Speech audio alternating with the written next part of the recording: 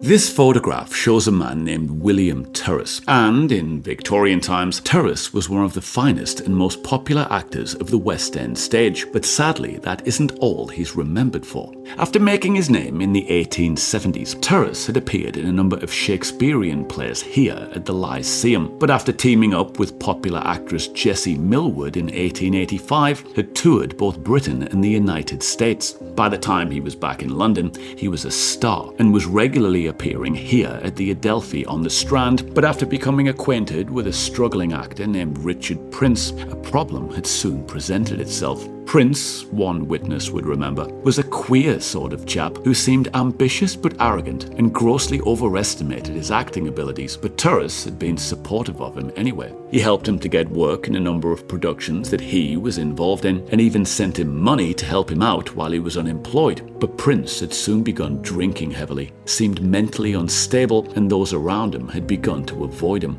Terriss, somewhat embarrassingly, had even had to have him removed from one production that he got him into, but by that December, Prince's behaviour had then drastically escalated. On the 13th, here at the Vaudeville Theatre, he was forcibly thrown out after trying to get in for free, and then, on managing to get into Terriss's dressing room at the Adelphi the following night, had caused an ugly scene. By this point, he'd essentially made himself unemployable, but had become obsessed with the idea that his problems were actually due to Terriss deliberately sabotaging his career, and he wasn't going to let him get away with it. On the evening of the 16th, with a butcher's knife inside his coat, he made his way here to Maiden Lane. He concealed himself in one of these doorways directly opposite the back door of the Adelphi and waited. At just before 7:30, exactly as he knew he would, Terriss then arrived for that night's performance. But as he stooped to put his key in the lock, it was said, Prince rushed forward across the lane and stabbed him twice in the back. As Terriss then spun around towards him,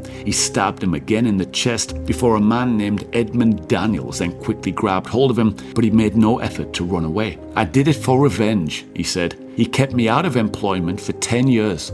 Doctors, meanwhile, were immediately sent for, but Terriss was dead by the time they got there. Around 4 weeks later, on the 13th of January 1898, Prince then stood trial here at the Old Bailey, but after evidence was given by a number of medical experts, it was determined that he was mentally ill. In accordance with the 1883 Trial of Lunatics Act, he was sent to Broadmoor Asylum and eventually died there, aged 79, on the 25th of January 1937. Don't forget to like and follow. I'll see you back here next week for another Morbid Monday.